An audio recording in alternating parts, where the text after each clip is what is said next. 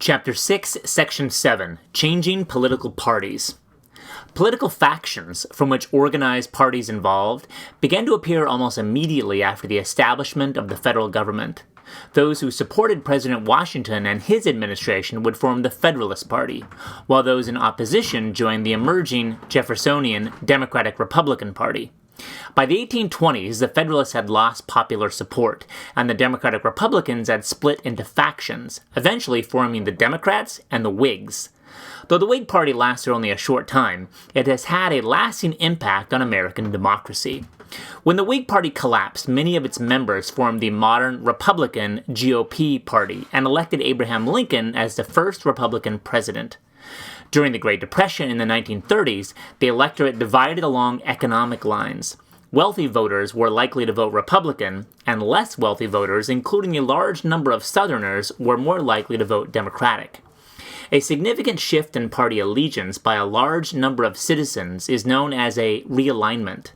An election that signals a party realignment is called a critical election. The 1932 election of Franklin Roosevelt is an apt example of a critical election, in that it ended a long period of dominance by the Republican Party. During the 1960s, another realignment occurred. White Southerners became increasingly disillusioned with the Democratic Party because of the party's support for civil rights, school desegregation, and other social programs. Therefore, white Southerners started leaving the Democratic Party and joining the Republican Party. After the 1960s realignment, the Democrats continued to benefit from the support of minority groups, notably African Americans and Hispanics.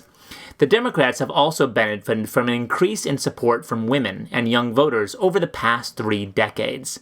In contrast, Republicans have overall become more white, more male, and more suburban and rural. The Republican Party has gained more support from Protestants, in particular those who identify as Christian evangelicals. Although it has gained support in the South and Southwest, the Republican Party has lost support in the Northeast. Another adaptation that has occurred over the past 40 years is the shift from a party-centered campaign to a candidate-centered campaign. In the 19th century, political machines and party bosses often took advantage of immigrants by trading jobs in exchange for voter loyalty. These machines built large party coalitions that endured for decades. A party coalition occurs when different political parties cooperate on a common political agenda. Today, this type of corruption has been reduced and party bosses have been eliminated. Some people believe that the major parties are now in decline.